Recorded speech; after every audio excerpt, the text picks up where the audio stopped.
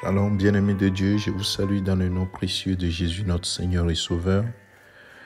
Lui qui nous a encore accordé la grâce ce matin de nous réveiller. Mon frère, ma soeur, toi et moi, nous sommes privilégiés de pouvoir respirer ce matin, nous tourner et nous lever. Oh, quelle grâce, mon frère, ma soeur. Est-ce que tu le vois ainsi? Nous voulons rendre grâce à notre Dieu qui nous a permis de nous réveiller, qui nous a prêté son souffle. Et ce matin, nous voulons encore examiner sa parole. Mon frère, ma soeur,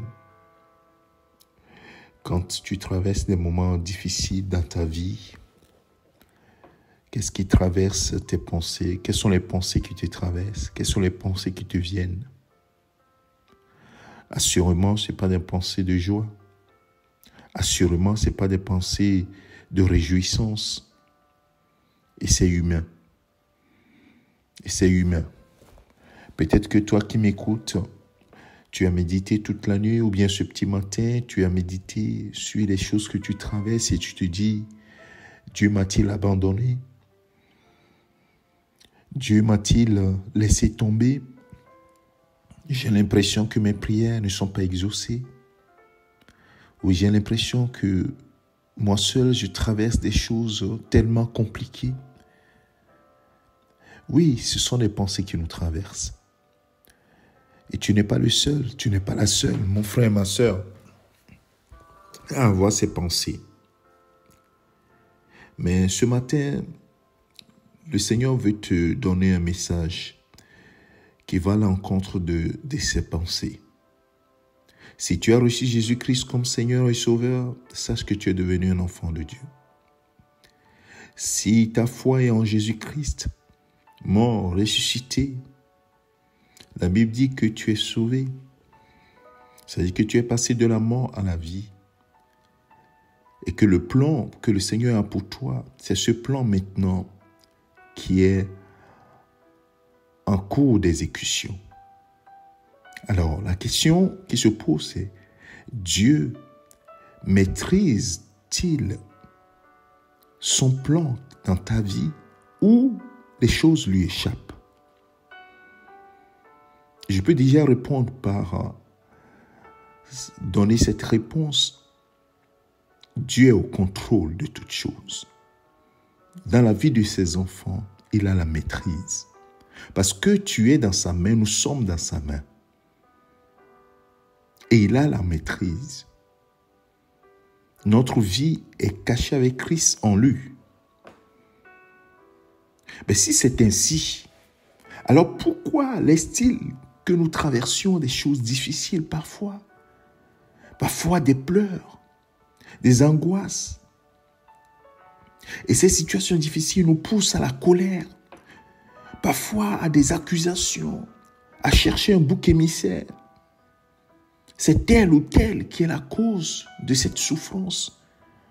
Nous circulons dans nos familles, disons, c'est tel ou tel qui est en train de faire des choses contre moi. Oh, et ce qui est encore plus facile, nous disons, c'est Satan qui est la cause. Oui, mon frère, ma soeur. Parfois, c'est ça le cas. Parfois, c'est le cas. Mais nous oublions une dernière option. Et c'est cette option dont le Seigneur veut nous parler ce matin. Et c'est l'apôtre Jacques qui le dit dans l'épître de Jacques. Pas l'apôtre Jacques, le disciple de Jésus-Christ, mais Jacques, le frère du Seigneur, qui dit dans Jacques chapitre 1, versets 2 à 4. Je vais lire la Bible, la traduction du Semeur. Il dit, mes frères, donc entendez bien frères et sœurs, quand vous passez par toutes sortes d'épreuves, considérez-vous comme heureux. Comment c'est possible, mon frère, ma sœur? Comment c'est possible? Mais Jacques dit, considérez-vous comme heureux, car vous le savez. Donc tu dois le savoir, mon frère, je dois le savoir. La mise à l'épreuve de votre foi produit l'endurance, mais il faut que votre endurance aille jusqu'au bout de ce qu'elle peut faire pour que vous parveniez à l'état d'adulte.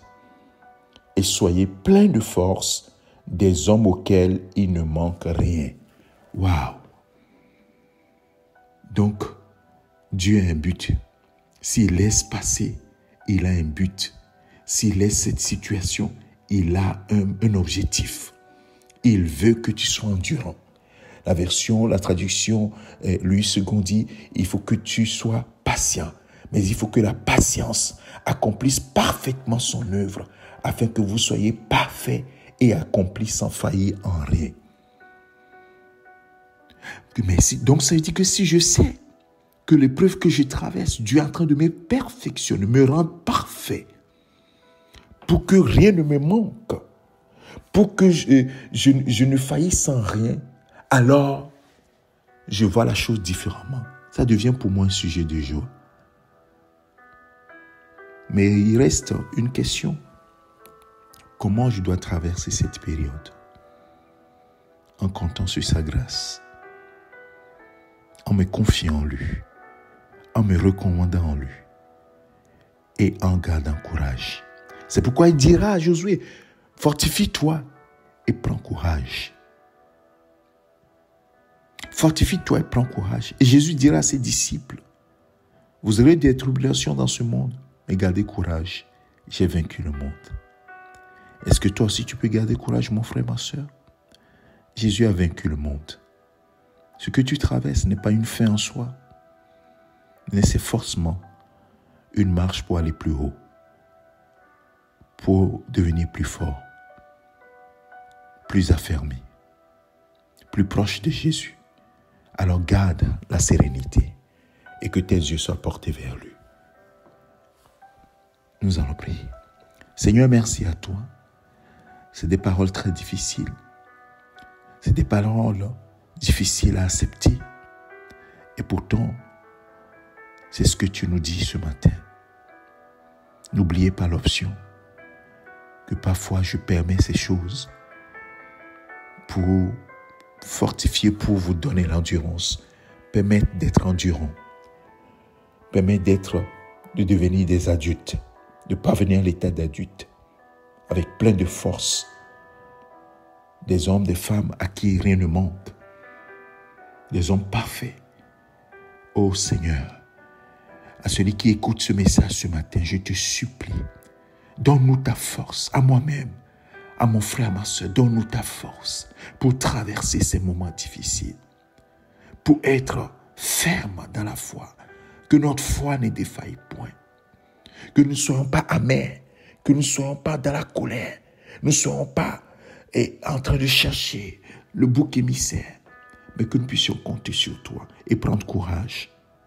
Seigneur, merci à toi de ce que tu le fais. Tu mets la paix dans le cœur de quelqu'un ce matin. Tu fortifies quelqu'un ce matin. Tu lui redonnes ta force ce matin, l'espoir ce matin, que rien ne t'échappe, mais tout est sous contrôle. Merci Père de ce que tu es avec nous et que tu nous donnes ta paix. Que toute la gloire te revienne, Père, au nom de Jésus, ton Fils, nous avons prié. Amen. C'est ton serviteur, le pasteur Alexandre, mon frère, ma soeur. Que le Seigneur te garde, te bénisse abondamment. Amen.